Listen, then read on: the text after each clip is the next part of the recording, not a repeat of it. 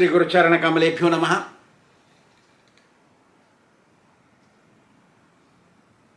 अट्ठासी हजार ऋषि एकत्रित हुए नैमिषारण्य में और सूत गोस्वामी सौनक ऋषि को अपना मुखिया बनाया और सूत गोस्वामी जी को वक्ता बनाया, बोलने वाला शास्त्र। जब ऋषियों ने सुना कि प्रहलाद महाराज इतने सताए गए फिर भी भक्ति को नहीं छोड़े, इतने कष्ट में भी, तो उन्होंने पूछा इतनी सहनशीलता कहाँ से आई उनमें, थोड़ा उनका पूर्व जन्म बताइए, पिछला जन्म। तो ये जब प्रश्न पूछा गया तो सूत गोस्वामी जी बोलते हैं, अरे ऋषियों, अब मैं तुम्हें प्रहलाद महाराज की पूर्व जन्म की बात बताता हूं, ध्यान से सुने। पहले युगों में पृथ्वी के लोग तपस्या के कारण स्वर्ग में जाते थे और जब तक इच्छा है वहां रहते थे और चले आते थे, और देवता लोग जब चाहें तब पृथ्वी पे आ जाते थे और चले जाते थे वापस। कई राजा, पृथ्वी के राजा स्वर्ग में बुलाए गए वहाँ पे राज्य करने के लिए, वहाँ राज्य करके फिर चले आए वापस, क्योंकि जब वहाँ इंद्र देवता एब्सेंट रहता है तब राजा यहाँ से जाता है, वहाँ रूल करके आता है वापस, जितने दिन रहना है वहाँ रहता है वो। तो ऐसा नियम चलता था पहले। पहले ब्राह्मण लोग भी बहुत शुद्ध थे, ये शुद्ध गोस्वामी बोल रहे हैं सब। ब्राह्मण लोग बहुत तपस्या करते थे, बहुत अच्छे से रहते थे, चाय बीड़ी तमाकू कुछ नहीं, ये सब कुछ नहीं चलता था तब। और उनमें तपस्या के कारण बहुत शक्ति रहती थी। जब किसी से क्रोधित हो जाए उसको श्राप दे दे, जब किसी से प्रसन्न हो जाए उसको आशीर्वाद दे दे। जब क्रोधित हो गए किसी को श्राप दे दिया, श्राप मिलने वाले ने पकड़ लिए चरण ब्राह्मण के और प्रार्थना की, माफी मांगी, तो ब्राह्मण तुरंत प्रसन्न हो जाते थे और उनको उपाय बता देते थे कि तेरा श्राप ऐसे करने से बलहीन हो जाएगा, जाएगा नहीं, बलहीन, श्राप जाता नहीं, बलहीन हो जाता है, बता देते थे। ऐसे पोटेंसी थी। आजकल तो सुपारी खाते हैं, पान खाते हैं, चाय पीते हैं, बीड़ी तमाकू पता नहीं और क्या करते हैं, झूठ बोलते हैं, जानते नहीं, कुछ शास्त्र जानते नहीं। बड़ी मुश्किल से मिलता है कोई शास्त्र के ब्राह्मण। कथा करने वाले भी जानते हैं लेकिन इतना नहीं जानते जितना जानना चाहिए ब्राह्मण को।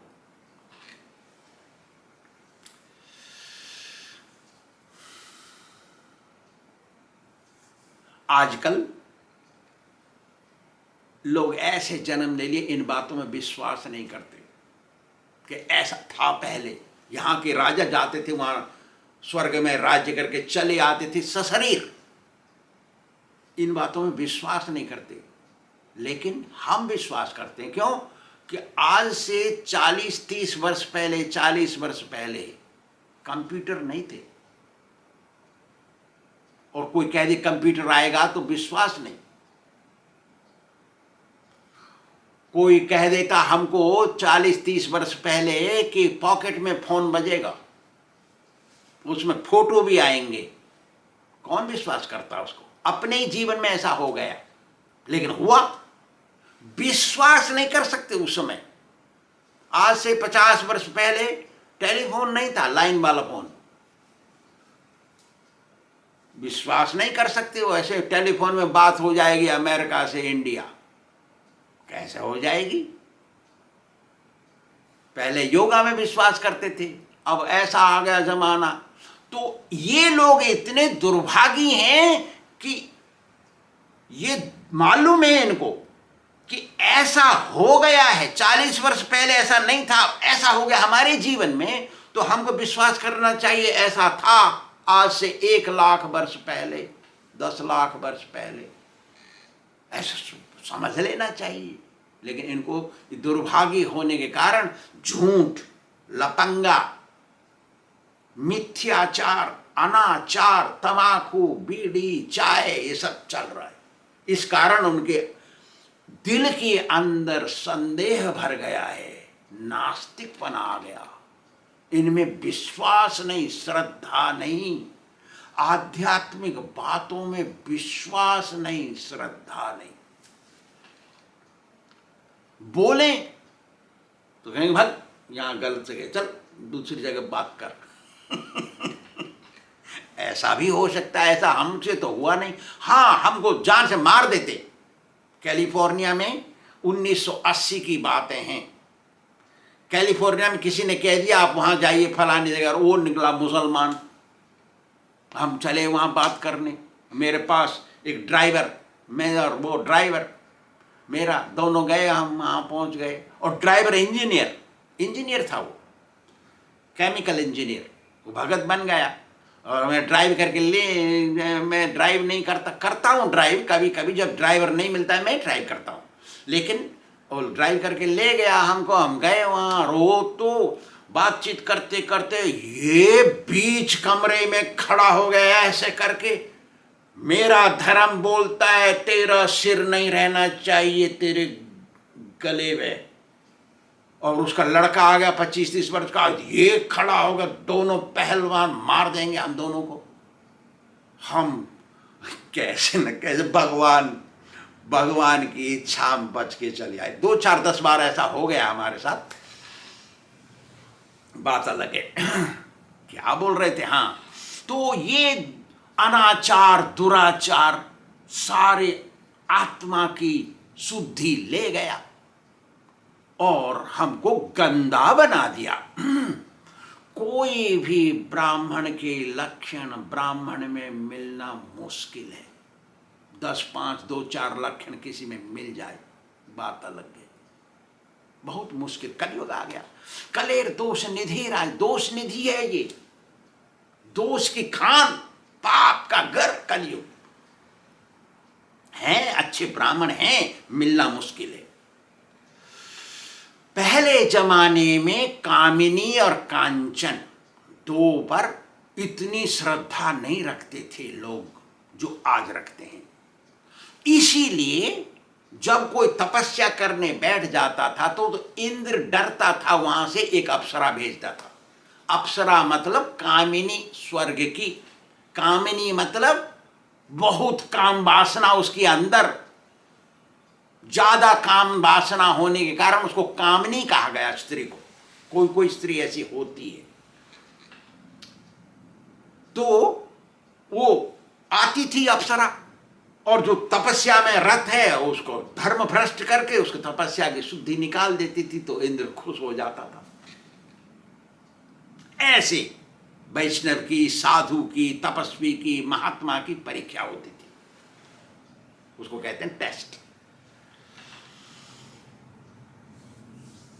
पिछले युगों में मनुष्य की आयु होती थी लाखों वर्ष, और वो तपस्या करते थे इसलिए उनकी आयु बढ़ जाती थी। जैसे आज हम लोगों की आयु 100 वर्ष निर्धारित कर गई है, लेकिन हम तपस्या करें, योगा करें तो हमारी आयु बढ़ेगी, घटेगी नहीं।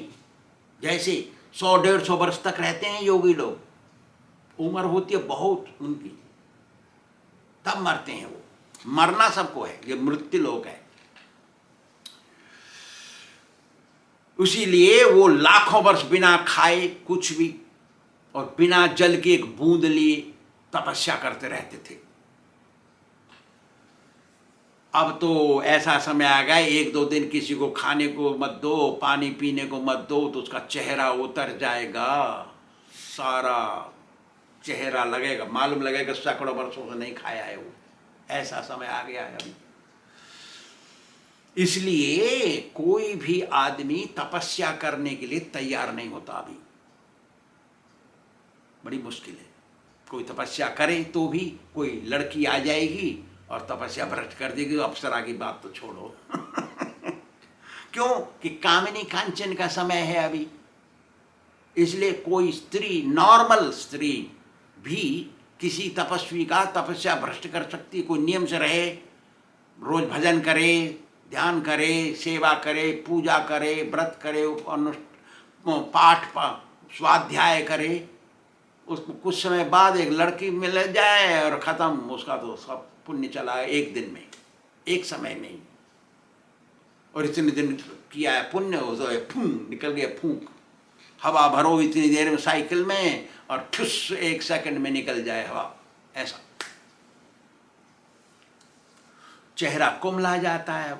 इसलिए सबसे बड़ी तपस्या कलयुग में कही गई है गुरु की बात पर चलना। गुरु की बात पर जो चलता है ना, वही सबसे बड़ी तपस्या कर रहा है। पहले तो सद्गुरु मिलना बहुत कठिन है कलयुग में। सद्गुरु कहते हैं शास्त्र के द्वारा निर्धारित लक्षण रखने वाला मुक्त पुरुष, जो संसार से मुक्त हो गया, बंधन से मुक्त। बंधे को बंधा मिले तो छूटे कौन उपाय, सेवा करो निर्बंध की पल में दे छुड़ाए। निर्बंध होना चाहिए गुरु। पहले तो ऐसा गुरु मिलता नहीं, बड़ी मुश्किल है। हमारे पिछले जन्म के पुण्य अच्छे होने चाहिए, तभी उस असली गुरु मिलेगा। मिल गया तो चेला बात मानता नहीं। देखिए, दोनों सही होने चाहिए, सद्गुरु होना चाहिए, सद शिष्य भी होना चाहिए, तभी तो परिणाम अच्छा होगा। पहले तो सद्गुरु मिलता नहीं, दुर्भाग्यों को गड़बड़ गुरु मिलता है जो मोक्ष प्राप्त नहीं कर सकता, और उसके लग जाते हैं, उसके पीछे से चिपक जाते हैं और छोड़ नहीं सकते उसको। वही अच्छा लगता है उनको, क्योंकि पिछले जन्म के कर्म अच्छे नहीं हैं। और इनके जो कर्म अच्छे हैं उनको असली गुरु तो मिल गया, लेकिन उनका घमंड बीच में आ गया, और घमंड आ जाने से वो बात नहीं मान सकते गुरु जी की। छोड़ेंगे नहीं, लेकिन बात नहीं मानेंगे। गुरु जी को नहीं त्यागेंगे, लेकिन बात पर नहीं चलेंगे। ऐसा हो जाता है। कोई कोई होगा, कोई पिछले जन्म का इतना किया है, कोई दोष नहीं उसे कर्म में, तो वो बात मानेगा, ऐसा भी है। इसलिए कलयुग में नाम जप, गुरु जी से नाम माला ले लिया, जप किया, कीर्तन किया, यही एक सार है, निकलेगा संसार से गुरु के द्वारा ही। फिर आगे बोलते हैं सुध गोस्वामी, देखो ऋषियों, सृष्टि के आरंभ में एक नगरी थी जिसका नाम था द्वारिका। वो समुद्र से घिरी हुई थी। उस द्वारिका को बहुत काल पश्चात गंधर्वों ने बिगाड़ दिया, समाप्त कर दिया। फिर कन्हैया कृष्ण ने द्वापर युग के अंत में उसको दोबारा बसाया। तब तक वो द्वारिका नहीं बसी हुई थी। सृष्टि के आरंभ में जब द्वारिका थी, वहां पर एक ब्राह्मण था, शिव शर्मा उसका नाम। शिव शर्मा ब्राह्मण बहुत शास्त्र में पारंगत, बिल्कुल सही ब्राह्मण, वैष्णव, भगवान का भजन करे। उसके 5 लड़के हुए, 5 बच्चे, लड़के। पहले का नाम था यज्ञ शर्मा, दूसरा का नाम था वेद शर्मा, तीसरा का नाम था धर्म शर्मा, चौथा का नाम था विष्णु शर्मा, 5वें का नाम था सोम शर्मा। अरे ऋषियों, जो छोटा लड़का सोम शर्मा था, वही प्रहलाद बना आगे चल के, हिरण्यकशिपु का पुत्र। अब फिर ये सब ब्राह्मण कुमार शिव शर्मा ने बड़े अच्छे से पढ़ाए लिखाए, सब वैष्णवों की लक्षण आ गए। तो सोम शर्मा हर समय कन्हैया का ध्यान करे। कन्हैया भी द्वापर युग का ही नहीं है, वो तो सृष्टि का आरंभ, सृष्टि से पहले भी था। कृष्ण तो हर समय है, हम पहले भी कह चुके हैं, भागवत में पहले भी आया है। अति धार्मिक, शास्त्रज्ञ, पूरा वैष्णव, हर समय कृष्ण का ध्यान 24 घंटे।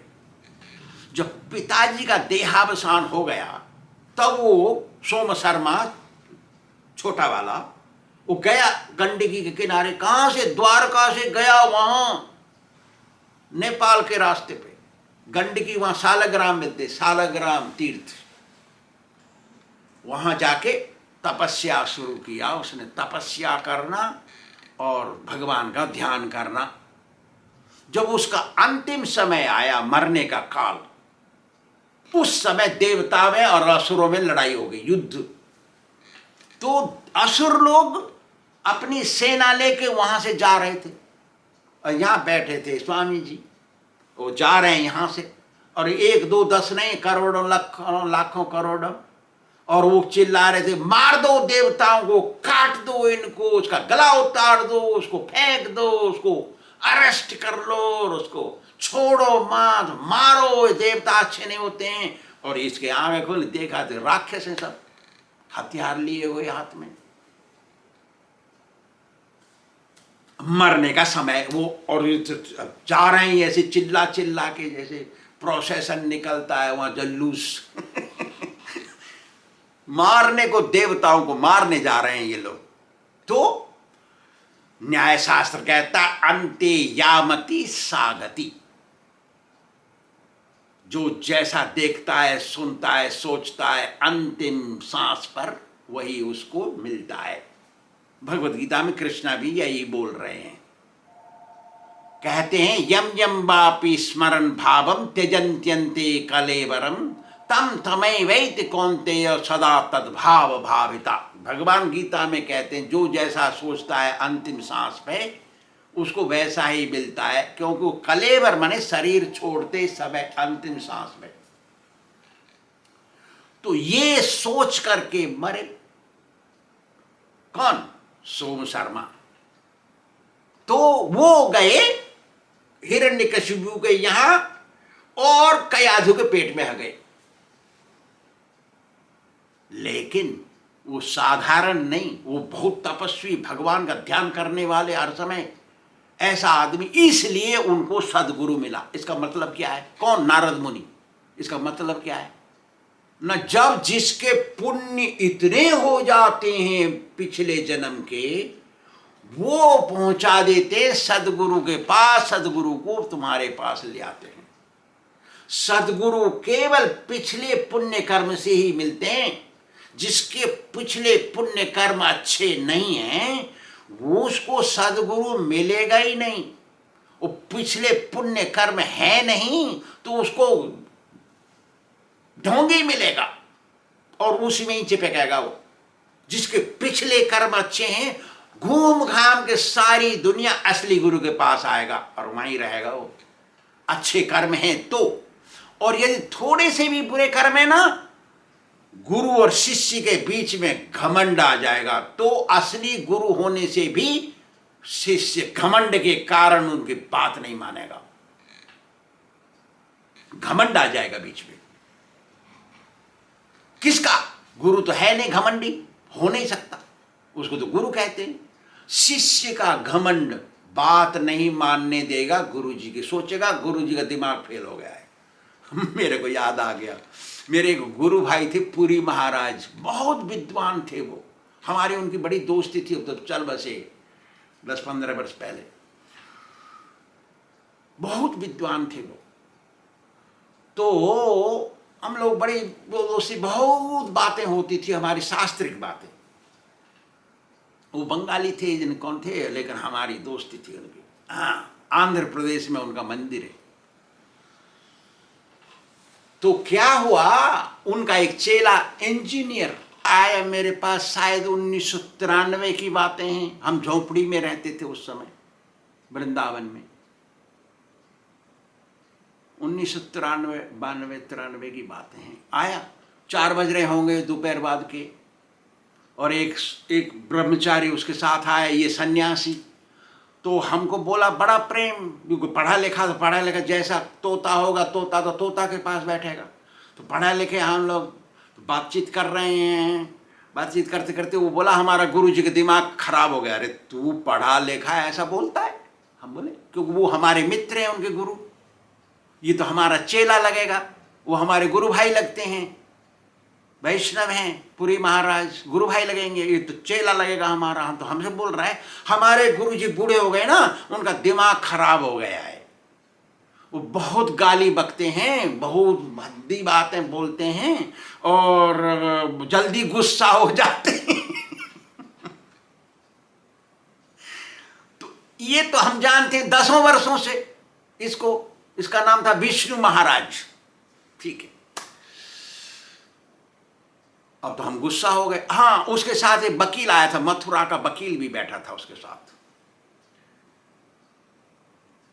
और हम कहे तेरी शिष्य बनता है तू, खच्चर कहीं का, तू तो नीच है, अब ये जगह धुलेगी, भाग यहां से, निकल आओ। और वो मथुरा का ब्रजवासी मथुरा का था वो वकील, हमको भी भगा रहा ना, तुम भी भागो, ये धुलेगा जगह, ये गुरु निंदा किया है, गुरु के बारे में उल्टा सोचता है, ये निकालो उसको। वासुदेव हमारा एक इंचार्ज था आश्रम का, वो वासुदेव से बाल्टी पानी मंगवा के उस जमीन को धुलवाए, क्योंकि वहां गुरु निंदक बैठा। तो आजकल का जमाना ऐसा आ गया, तो ये पिछले जन्म के अच्छे कर्म, इसलिए प्रहलाद महाराज को पेट के अंदर से ही असली गुरु की बातें, उनका हरि नाम जप कीर्तन, नारद मुनि जप करते हैं, कीर्तन करते हैं, नाम जपते हैं, तो सब सुनाई दिया। सुत गोस्वामी जाके कहते हैं, अरे ऋषियों, इस सृष्टि में कितने नरसिंह अवतार हो गए, कितने बार प्रहलाद आए, कोई गिनती नहीं है। अरे सुनो ऋषियों, कितनी बार ये सृष्टि हो गई और कितने बार प्रलय आया, इसकी कोई गिनती नहीं कर सकता। जैसे कितने कीड़े कुछ घंटों में ही पैदा होते हैं और बड़े हो जाते हैं, बच्चे बना लेते हैं और मर जाते हैं इतने घंटे के अंदर, और हमारे 24 घंटे उस कीड़े के लिए और युगों के बराबर लग रहा होगा प्रलय और सृष्टि उन कीड़ों को। लेकिन सबकी आयु ब्रह्मा जी ने निर्धारित करी 100 वर्ष, तो ये कीड़ा 100 वर्ष जिंदा रहता है, 100 वर्ष, और हमारे लिए वो 2 ही 4 घंटे, 6 घंटे, 2 घंटे लगते हैं। रात शाम को बरसात में पैदा हो जाते हैं कुछ कीड़े, उड़ते हैं लाइट के पास और सवेरे मरे मिलते हैं। तो उन कीड़ों के लिए हमारे घंटे तो युगों के बराबर लगते हैं, ऐसे ही हमारे 365 दिन एक वर्ष के होते हैं। हमको एक वर्ष जैसा लगता है वो, लेकिन पितरों को 2 पक्ष, देवताओं को 1 दिन, देवताओं का 1 दिन हमारे लिए पूरा साल है। देखिए, सतयुग, त्रेता युग, द्वापर युग, कलयुग, चारों युग मिला करके 1000 बार घूम जाए चौकड़ी, तो उसमें 14 मनु और 14 इंद्र बदल जाते हैं, और वो ब्रह्मा जी का 1 दिन होता है। देखिए, चारों युग 1000 बार चक्कर काट दें तो ब्रह्मा जी का 1 दिन है। देखिए समय का परिवर्तन। और ब्रह्मा जी के 360 दिन होते हैं एक साल में, और ब्रह्मा जी जिंदे रहते हैं 100 वर्ष। सो उनकी गिनती से वो जिंदे रहते हैं 100 वर्ष। सबकी जिंदगी 100 वर्ष है, चाहे वो कीड़ा हो, चाहे वो ब्रह्मा हो, चाहे वो पतंगा हो, चाहे वो ब्रह्मा हो, सबकी जिंदगी 100 वर्ष है। और जो 100 वर्ष ब्रह्मा जी की है, जब वो मरते हैं तो विष्णु भगवान की 1 सांस है, बाहर निकलने वाली सांस ब्रह्मा जी की जिंदगी है, अंदर जाने वाली सांस सारी सृष्टि भगवान के अंदर चली जाती है। तो मतलब आधी सांस ब्रह्मा जी की आयु है पूरी। ब्रह्मा जी की आयु खत्म हो गई, सारी सृष्टि भगवान के अंदर गई, और फिर ब्रह्मा जी की आयु पूरी हो गई तो फिर निकले बाहर, सृष्टि हो गई। कितनी बार सृष्टि हुई है, कितनी बार सांस लिया है भगवान ने, इसलिए कोई गिनती नहीं कर सकता। अरे ऋषि मुनियों, कितने बार नृसिंहदेव आ गए, कितने बार प्रहलाद जी आ गए, हम नहीं बता सकते। लेकिन है प्रहलाद पिछले जन्म में सोम शर्मा, उनकी ध्यान भगवान के ऊपर लगने के कारण, उनकी तपस्या के कारण वो भगवान से इतने लग गए, और नारद मुनि जी की शिक्षा, उनका प्रभाव, उनकी दीक्षा, इसके कारण वो असली भगत बन गए। ऐसी बात सबको सुनाई पड़ी, सब संतुष्ट हो गए ऋषि मुनि। धन्यवाद। श्री राधा गोविंद भगवान की जय।